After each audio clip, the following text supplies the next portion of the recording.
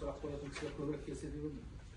Ертең отырып алып, содан кейін WhatsApp-та анам бүйтпей ма, мынаны сөйтпей ма деген әңгімелерді қозғайды. Қазір осындайда келіп, тыңдап, өз құлақтарына көкіректеріне түйіп кеткен жақсы ғой. Ондай сұрақ қойып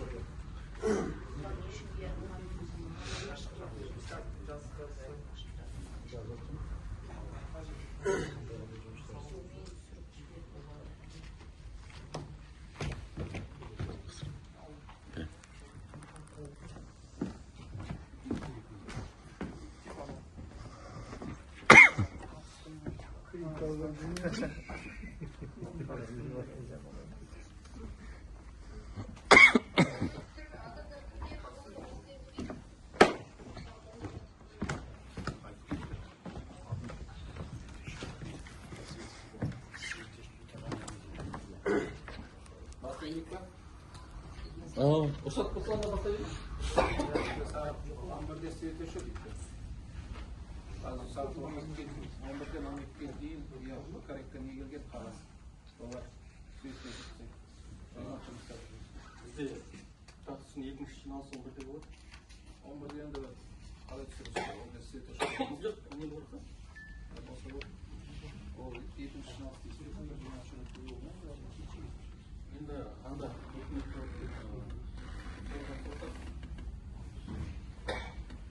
жиналыс деген мәселелер қалай бар деп отырмыз.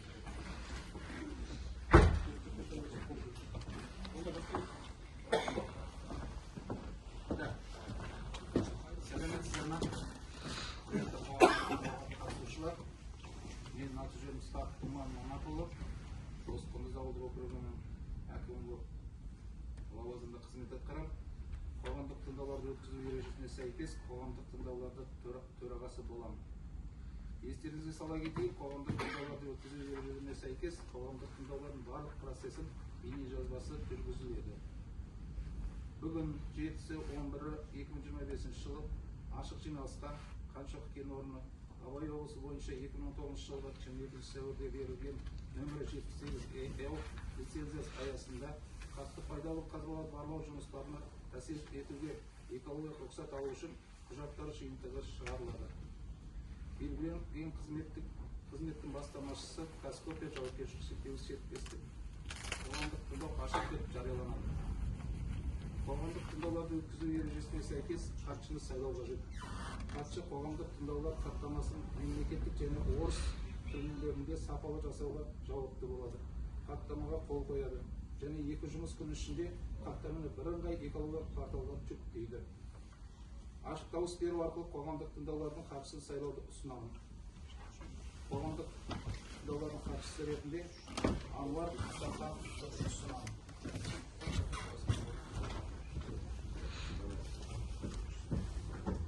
Хатшыны бекіту үшін дауыс берулерін сұраймын. Хатшыны бекітуге келісілген қатысушылардың қол көтерулерін сұраймын. Келесі күн тәртібі ұсынылады. Бірінші, аталған жобаға қатысты материалдарды баяндама түрінде қарастыру. Берілген уақыт 15 минут. Екінші сұрақ жауап. Қоғамдық тыңдау барысында барлық қатысушылар өз пікірлерін білдіріп және баянданушыға сұрақ қойылады. Берілген уақыт 10 минут. Үшінші, қорытынды жасау және қоғамдық тыңдауды жабу. Берілген уақыт 5 минут. Дауыс беруіңізді сұраймын. Күн тәртібін бекітуге келісілген қатысушылар қол көтерулеріңізді сұраймын. Күн тәртібі бекітілді. Тыңдаулардың төрағасымен хатшы тағайындалды. Баяндамашыға сөз беремін. Рахмет. Сөз бергенде менің атыма Жуан Любаев. Мен осы баяндамашы болып, осы жобаны әзірлеген өкіл болып, ЕК2 жауапкершілігі шектеулі серіктестігі. Ал енді қазақта баяндаманы айтсам болады. Иә. Бүгін қоғамдық тыңдауларға арналған баяндама ол Қаншоқы кен орны Абай облысы бойынша 2019 жылғы 25 сәуірде берілген нөмір 70-ші инедеу лицензиясы аясында қатты пайдалы қазбаларды барлау шимал әсерлері туралы есеп жобасы.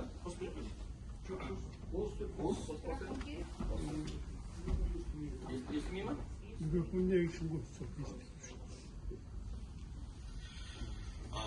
Рас. Ұсынылып отырған қызметтің бастамашысы KZ Cooper жауапкершілігі шектеулі серіктестігі жоспарланып отырған қызметтің ықтимал әсерлері туралы есеп дайындады. Аталған есептің сапасы осы қоғамдық таңдаулар аясында бағалануға жатады.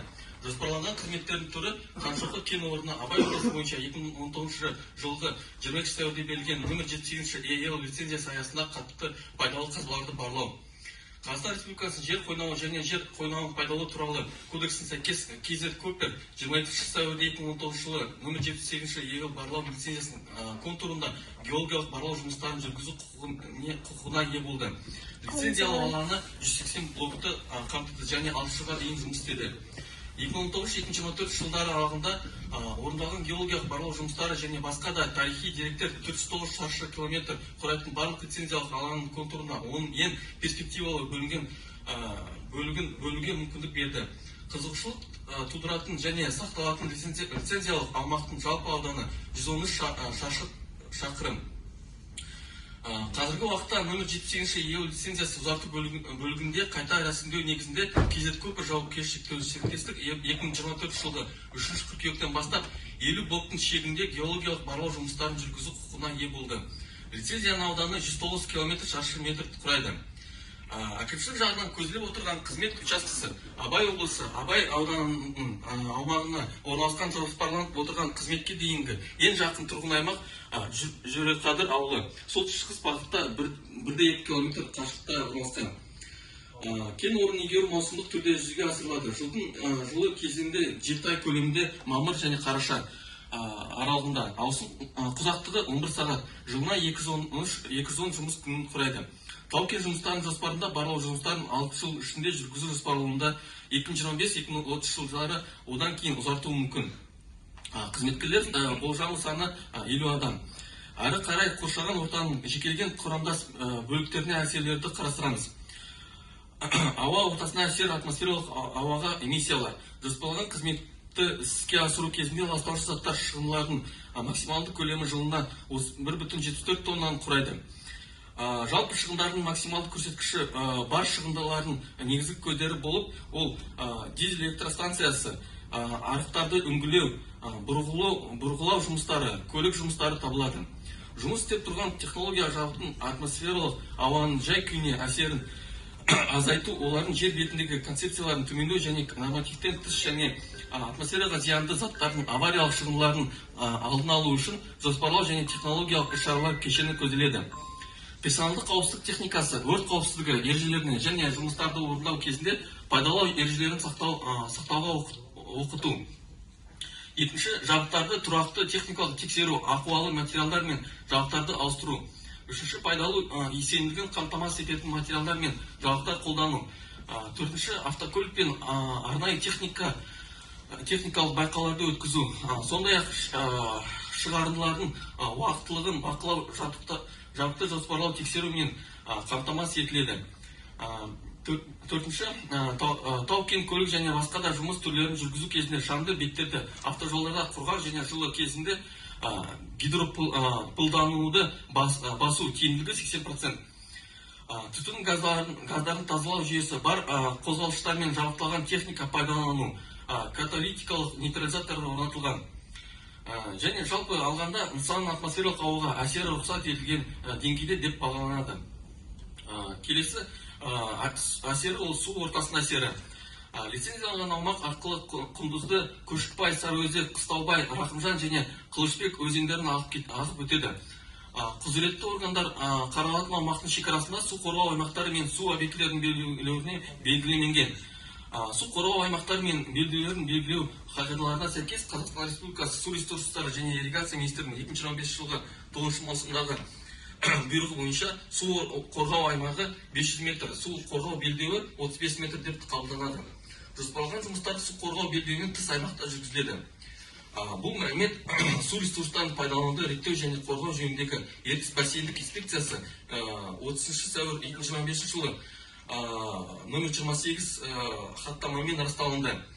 Жоспарланған қызметті іске асыру барысында жер үсті және жер асты су көздерін суды тікелей алу, сондай-ақ сарқынды суларды жер үсті және жер асты су объектілеріне жер қойнауына немесе жер бетіне төгу болмайды. Жұмыс барысында су тұрмыстық және техникалық қажеттілерге қажет болады. Жұмыстарды жүргізу учаскесінің шаруашылық ауыз сумен жабдықтау мамандырылған ұйыммен шартты негізінде әкелінетін сумен көзделеді. Ауыз сумен жабдықтау әкелетін бөтелкедегі сумен көзделеді. Ауыз су сапасы тұтыну көлемі жылына 262 куб құрайды. Жобалық құжаттаманы әзірлеу кезінде нақтыланады. Шаруашылық тұрмыстық ағындарды бұру су өткізбейтін ойығы септик бар дәретханаға жүзеге асырылатын болады. Шұңқырдан шығатын ағындар қажеттілігіне қарай шарттық кезінде мамандырылған ұйымдарға берілетін болады. Жұмыстарды жүргізу учаскесінің техникалық сумен жабдықтау пайдаланушы ұйыммен шарттық негізінде әкелінетін сумен көзделеді. Техникалық сападағы судың шекті шығыны жалпы жылына 3500 куб құрайды. Жобалық құжаттаманы әзірлеу кезінде нақтыланады. Техникалық сапалы су мыналарға пайдаланады. Біріншісі шаңды басу, суды қайтынсыз тұтыну. Екінші бұрғылау жұмыстарды, жою сұйықтығы. Келесі жер асты және жер үсті суларды қорғау мақсатында келесі іс-шаралар қарастырылған. Ол біріншісі техниканы жөндеу және техникалық қызмет көрсету жұмыстарына іске аумағына тыс жерлерді орындау. Екінші май ұстағыш батондар мен май төгілуін қамтамасыз ететін құрылғыларды қолдану. Үшінші қалдықтарды уақытылы жинау және жинақтауына қарай қайта өңдеуге және кәдеге жаттауға әкетуге жатады. Төртінші сарқынды немесе басқа суларды жер бетіне немесе су нысандарына төгуге жол бермеу. Бесінші жұмыс учаскелерінде автокөлікті және басқа да механизмдер жууды болдырмау бойынша іс-шаралар қабылданатын болады.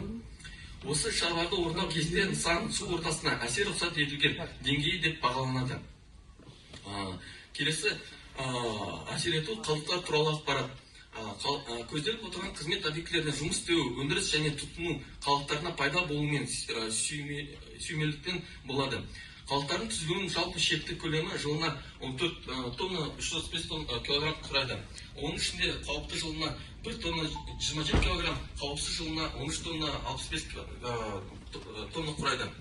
Жобалық құжаттаманы әзірлеу кезінде нақтыланады. Келесі әсері жер қойнауы мен топыраққа әсері.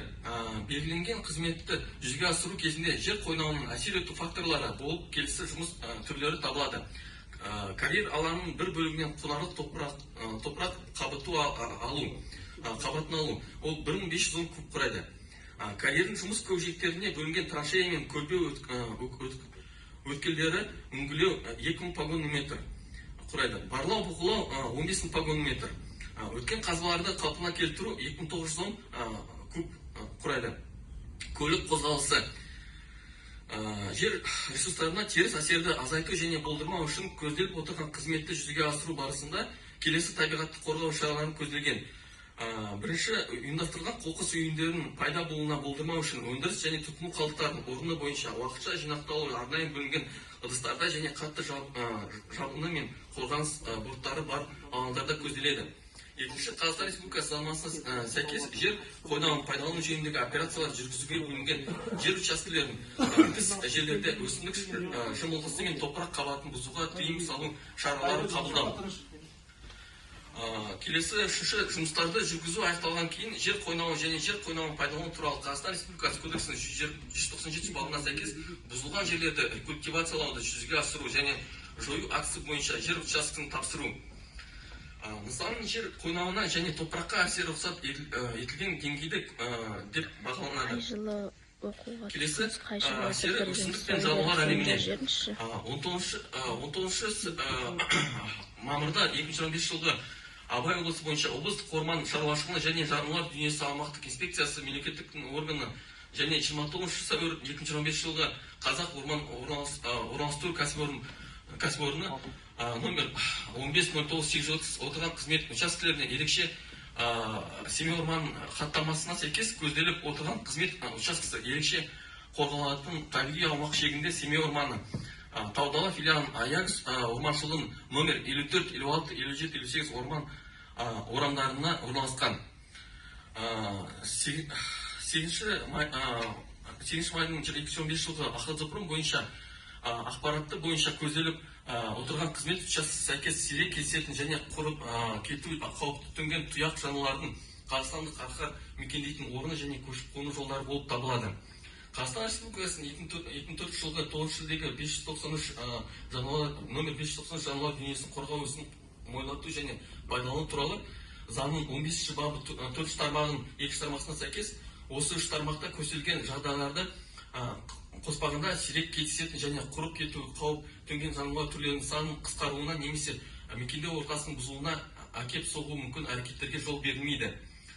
Жоғарыда айтылған мән-жайларға байланысты осы жоспарға сәйкес Семей мемлекеттік орман табиғи резерваттары Тау-Дала филиалының жер учаскесінің шекараларында, сондай-ақ олардың буферлік аймақтарында шекараларында жердің күндізгі бетінің бұзылуына байланысты барлық жұмыстарға қатаң тыйым салынады. Осының негізінде жоспар бойынша барлық жұмыстар жерлерінде түспейтін учаскелер шекараларында қатаң түрде жүргізілетін болады. Сонымен қатар жобада өсімдік және жануарлар дүниесі сақтау бойынша шаралар қарастырылған. Жұмыстың кез келген түрін жүргізу кезінде табиғат қорғау заңнамасына бұзылуына жол бермеу жөніндегі іс-шаралар міндетті түрде орындалатын болады. Нысанның өсімдік және жануарлар дүниесіне әсері рұқсат етілген деп бағаланады. Келесі әсері адамдардың өмірі мен денсаулығына. Жүргізген есептеулер нәтижесі бойынша атмосфералық ауадағы ластаушы заттардың шекті рұқсат етілген концентрацияларына және шу деңгейінің рұқсат етілген шамаларына асып кету жағдайлары тіркелмеген. Тұрғындардың денсаулығына шамадан тыс әсері болмайды. Жобаның әлеуметтік экономикалық салдарын оң сипатқа ие. Жобаны іске асыру өңір экономикасының дамуына және халықтың әл-ауқатына артуына ықпал етеді. Жаңа жұмыс орындары ашылады, жергілікті бюджетке түсімдер көбейеді. Енді қорытындыласақ, жүргізген есептер мен таңдаулар сондай-ақ қабылдаған технологиялық шешімдерге сәйкес нысанның қорған ортаға теріс әсерлері тек жұмыс аймағымен шектеледі және оның шекарасынан тыс таралуы болмайды. Қолданыстағы экологиялық нормалар мен ережелерді, технологиялық шешімдерді және табиғи ресурстарды ұтымды пайдалану талаптарын сақтау кезінде жоспарланған қызмет қолданыстағы экологиялық жағдайы бұзбайды. Қоршаған ортаға материалдық өзгерістер туғызбайды және халық денсаулығына зиян келтірмейді. Қорытынды, жобаны іске асыру қоршаған ортаға елеулі немесе қайтымсыз залал келтірмейді. Осымен баяндамамыз аяқталды. Онда талқылауға көшеміз. Онда сұрақтарың болса, қатысушылардың баяндамашыға сұрақтары болатын болса, қоюға болады. Тек қатысушылар сұрақ қоймас бұрын өздерін таныстырып кетсе деген ұсыныс бар. Сұрақтарыңызды қойсаңыздар болады. Мысалы, шығысты зейнетті істер еңбек ете берсін. Айтып отырған жұмыстарында қазба байықтар ашық әдіспен алына ма, или жуынды осы жерден әкетіле ме? Жоқ, мұнда қазір қазба байық алынбайды. Мұнда барлау жұмыстары тексеру жұмыстары. Тексеру, бірінші сол 5-6 жылда тексеру жұмыстары жүргізіледі. Барлау жұмыстары. Ауыл жастарына жұмыс беру жағын көтерсеңдер, соның әкімшілікпен өзіндік несін бірге жұмыс істеп, әкімшілікке соны ақысын да төлеп отыру жылдық салық ретінде. Бүгін соң қазып кетіп ертең ашылып болса, ертең мал өліп, одан кейін жастарға зиян тимесін. Сол жағын етілсе. Осы кезек көпірдің өкілі. Енді сұрағымыз орнықты. Енді бұл негізі сұрақ жобаға дайындауға тиіс емес, бірақ енді жұмысқа қамтамасыз етілетін, жаңа айтқанда 50 адамдай шамадай болады. Енді ол ауылдан да алынған жұмыс, подрядный организациялар бұрғылау жұмыс, специализированный. Ал келесі мамандырылмаған нелер болса, ол осы ауылдан жұмысқа алу мүмкін. Жауапкершілікті серіктестік қарастырады. Барлау жұмыс бастары алдында. Ал енді налог бойынша ликвидационный фонд деген бар. Өзі 5 жылға арналған осы жобау несі, бағдарламасы где-то 1 миллиардқа жуықтай, одан да мүмкін аз арналған, то есть жылына где-то 200 миллиондай мүмкін. Соның ликвидационный фонды 1% неге аудан налог несіне аударылады. Әр жыл сайын қанша жұмысқа шығындар жұмсалса, соның 1% аударылады. Сол социалдық нелерге сүңген жұмсалуы мүмкін. Сол енді ол уже не налоговый нелер бойынша ба? Жақсы.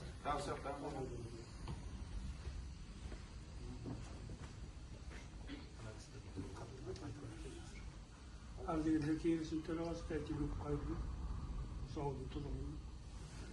Сіздің жаңа айтып өткен қаншалық кен орны барлығы зерттеу жөнінен.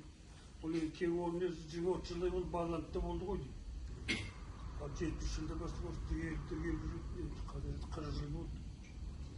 Сіз енді әлі 6 жыл барлау жүреміз дейсіз, онда бұл қалар ма? Бірінші сұрақ.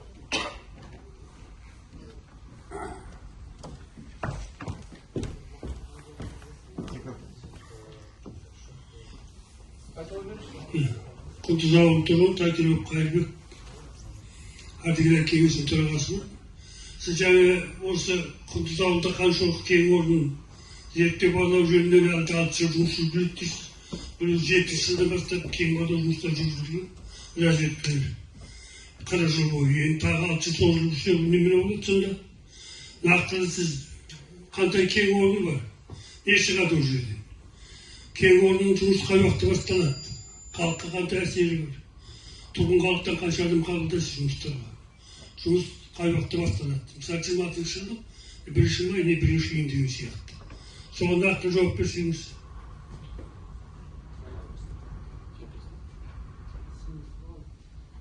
Ассалаумағалейкум, құрметті ауылдастар. Мынау Қазақ Купер геологиялық барлау жұмыстарын жүргізу рұқсаттамасын алғалы бері міне 3 жылдай барлау жұмыстары жүргізілді. Қазіргі таңда ол жерде, например, алтын емес, мыс өндіруге арналған өңдеу орны тағы да барлау жұмыстарын жүргізеді.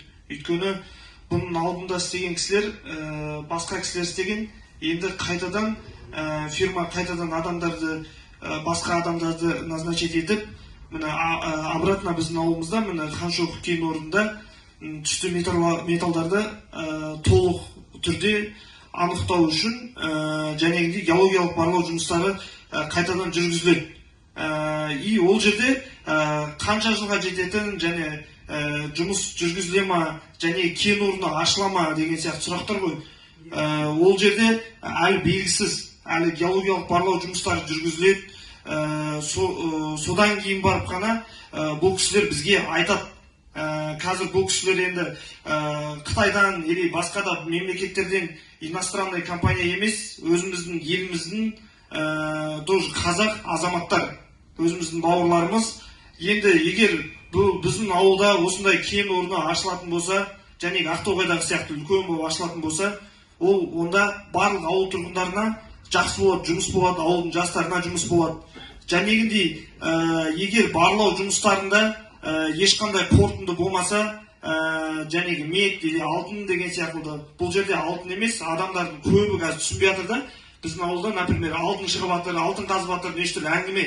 Бірақ та бұл жерде документке сүйенетін болсақ, бұл жерде мыс өндіру үшін біздің ауылдың кәдімгі тауды Ханшоқыны тексеріп жатыр қазір.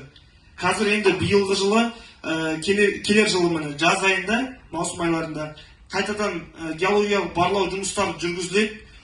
Сол жерде анықталса, егер 1-2 жыл болады, ол процесс созылады 2 жылға.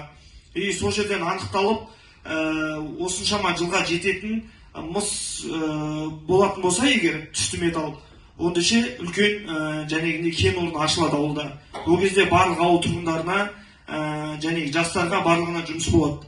Ал егер ол жерде барлау жұмыстарынан кейін ешқандай нәтиже болмаса, онда ше бұл кісілер жәнегі 5 жылға жалға алса сол жерді, например, 5 жыл бойы біздің ауданымызға кәдімгі налог төлейді. Және өздерінде көрсетілген шығынға байланысты 1%-ін біздің ауданымызға налог төлейді.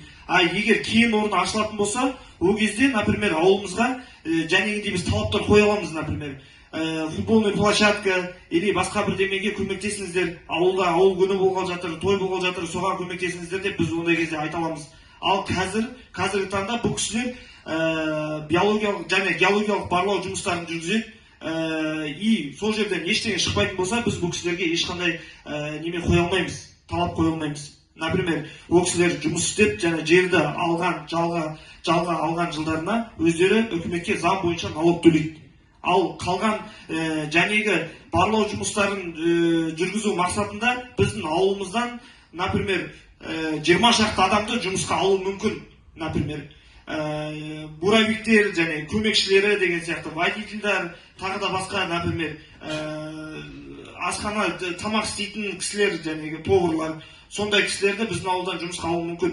Ал басқалай бір 20 шақты адам жұмысқа тұру мүмкін жаз мезгілінде. Сізге жауап бере алдым ба? Сонда сіздерде нәтиже бар ма? Қолдарыңызда барлауға? Бар, иә. Заңды осы болды. Екінші мәселе мынау енді біз шет аймақпыз ғой, ауылдан шеті. Жаңағыда енді кен орны ашылғанға бәрімізде тілектеспіз. Және Ақтоғайда айтып өттік, енді Ақтоғай 20 миллион тонна мыс өндіреді. Бүкіл әлемдегі екінші орында мыстан. Енді соған жетпесек те соған ұштасақ деп ойлаймыз. Бұл ашылғанда дұрыс.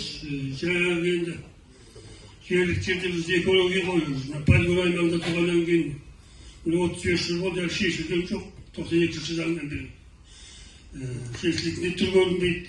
Енді осы біз экологиядан өз полигоннан әлі отырған ел, мынау жаңағы тау жұрсын қопарып неткеннен кейін, одан ұрталынғаннан кейін ауаға тарайды ғой енді. Біздің денсаулығымызға зиян келсе, осы Құндыз ауылының тұрғындарына кім өтемақы төлейді? Енді ол ауамен сумен келетін нәрсе ғой. Қай нәрсенің болсын, аурудың түрлерінің бәрі. Бір жақ нәрсесі келіп тұрған жоқ. Сондықтан бізге жаңағындай кен орнын пайдаланғанда осы Құндыз ауылының тұрғындарының өзі көп болса, оны жаймақ қалып, соған бір аздаған ауыл тұрғындарына бір өтемақы берілсе, қалай қарастырылады, екеулік заңдарына сүйеніп, бір заңға сүйеніп көмек жасалса деген ойым ғой. Соған қалай жауап бересіз? Сұрағыңыз орынды ғой.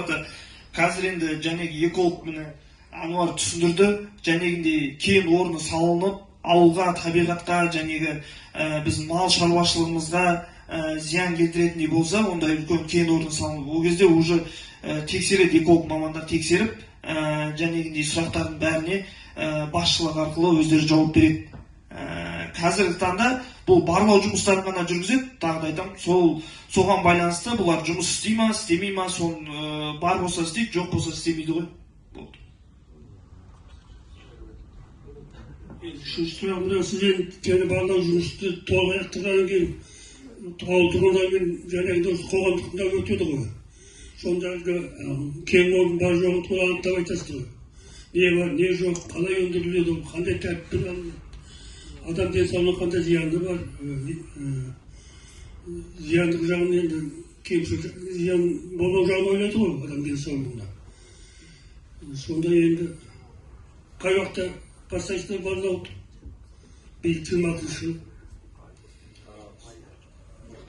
Сұрақтарыңызға, қазіргі кезінде рұқсат қағаздарды алу жұмыстары жүргізіліп жатыр, проект жобалары. Енді барлықсын осы экспертизадан өтсе, бұйырса енді программа бағдарламасы 2026-тан бастап 2030 жылға шейін 5 жылға нетілген, 2026-35. Сол келесі жылдан бастап барлау жұмыстары жүргізіледі.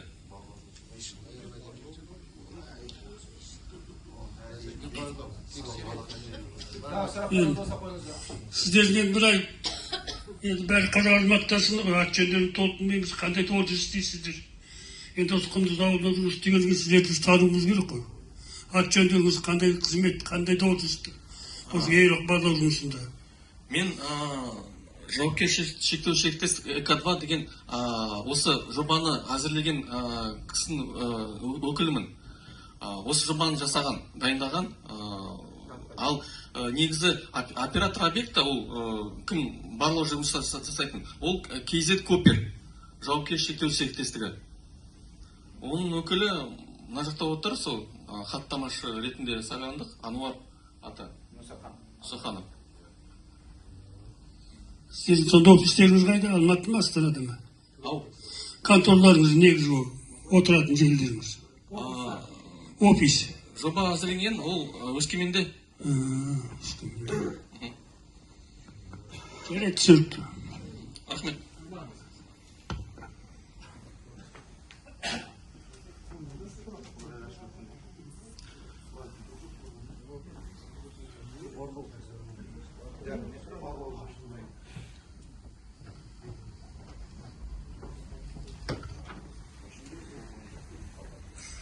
Қайырлы күн, құрметті ауылдастар. Менің есімім Еңсеханов Мақсат Бейбітұлы. Мен қойын деген сұрақ, осы барлау жұмыстары кезінде ауыз су, жерасты сулары, сол суларға қандай зияны болмай ма, экологиялық.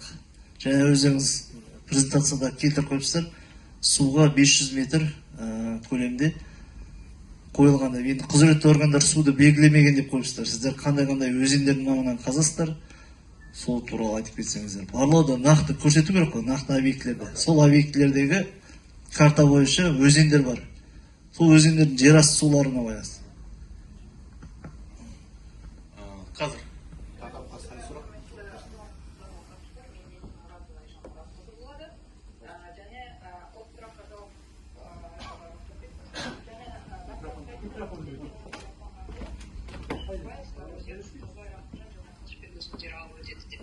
Жаңа біз айтып кеткендей, бұл су объектілеріне су белдеулермен су қорғау аймақтары белгіленбеген әлі күнге.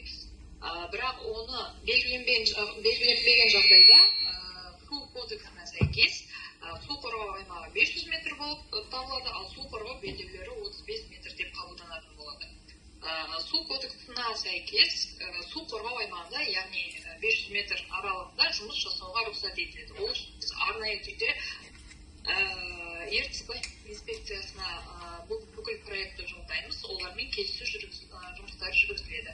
Ал міне су қорғау белдеуі 35 метр деген, ол 35 метр қашықтықта біз жұмыс жасауға құмыз жоқ, ол жерде жұмыстар жасалмайды. Яғни су қорғау белдеуі деген водоохранная полоса, ол полосада ешқандай жұмыс жасауға болмайды. Ал водоохранная зонада жұмыс келісім, ертіс бассейндік инспекциясының келісімін алғаннан кейін жұмыс жасауға болады. Енді осы бар құжаттар, барлық проект ертіс бассейндік инспекциясына жолданады. Келісу жұмыстары процессе болып жатыр. Ал суларға ешқандай неме әсері болмайды, өйткені хозяйственно-бытовое водоснабжение ол әкелінетін су арқылы болады, техникалық сападағы су тоже әкелінетін су болады. Неден су объектілерінен ешқандай да су алыну деген жұмыстары болмайды. Тағы сұрақтарыңыз бар ма? Енді бізде өзімде бір сұрақ бар. Енді өйткені бізде осы ауылдың тұрғынымыз, ауыл әкімінің ретіндеміз, ауыл халқының тұрғын ретінде сұрағым. Біріншіден, және мынада баяндамада көрсетті, қазақстандық арқарлар мекендейтін орын сол жерде. Біздің қанды шоқымыз. Сол жануарларға егер де әсер ететін болса, сіздер енді қайтсе де қазба жұмыстарын жүргізесіз, зерттеу жұмыстарын жүргізесіз. Сонда қандай сіздер шаралар қолданасыздар?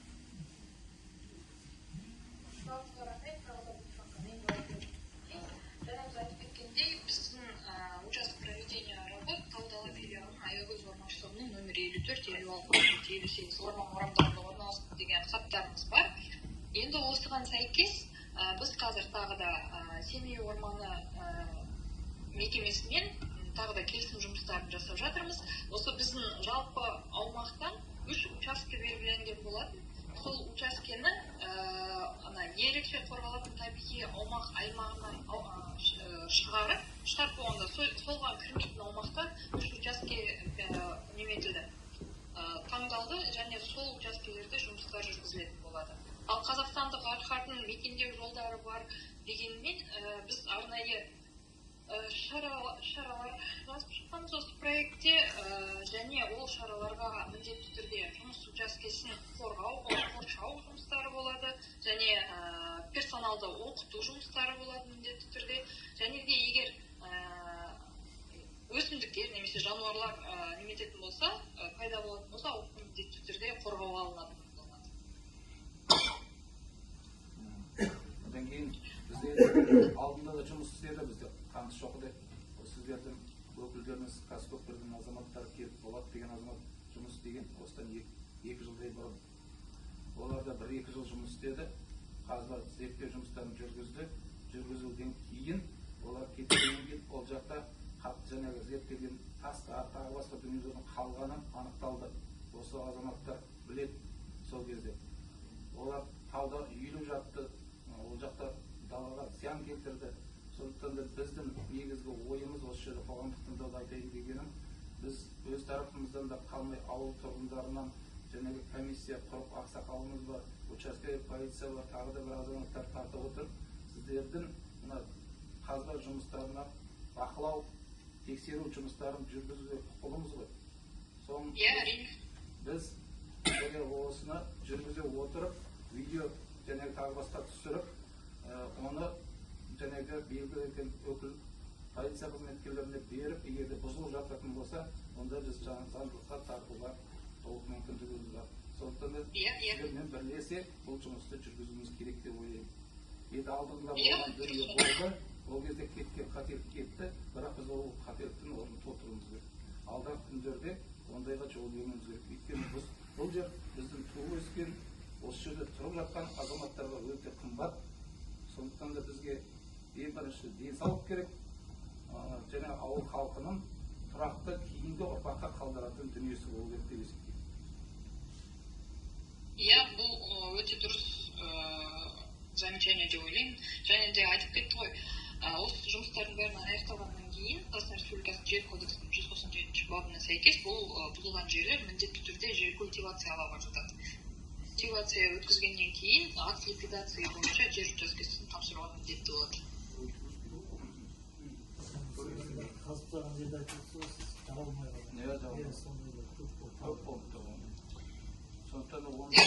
Егер жұмыстар басталғаннан кейін ондай жағдайлар болатын болса, сіздер міндетті түрде комиссия құрып өздеріңіз шағым жазуларыңызға әбден мүмкіндіктеріңіз бар. Онда осында отырған мен ауыл халқының біраз өкілі отыр, сіздерге де ескертетін, тауға енді малға шығасыздар, жайлауға тағы басқа барып жүрген кезде тек әкімшілікке ғана қарап отырмай, мүмкіншілігінде бізге де сол құрылған топ құрамыз, Құдай бұйырса бұған комиссия мүшелерін құрамыз, сол кісілерге де жіберіп отырсаңыздар, сіздерге сұрайтыным. Өйткені біз бақылауды жан-жақты күшейтуіміз керек. Сіздер видеоға түсіріп, фиксация болатын болса түсіріп, бізге жіберіп отырсаңыздар болды, арғай біз бұл кісілермен жұмыс жасайтын боламыз. Жақсы. Енді олда сұрақтарыңыз болмаса қорытындылайық. Мүдделі мемлекеттік органдармен жауапкершіліктің барлық ескертулері мен ұсыныстары қоғамдық тыңдаулар хаттамасында көрсетілетін болады. Қоғамдық тыңдаулар мүдделі жұртшылықтың қатысуына байланысты өткізілді және жабық деп жарияланады. Барлықтарыңызға рахмет. Сау болыңыздар. Рахмет.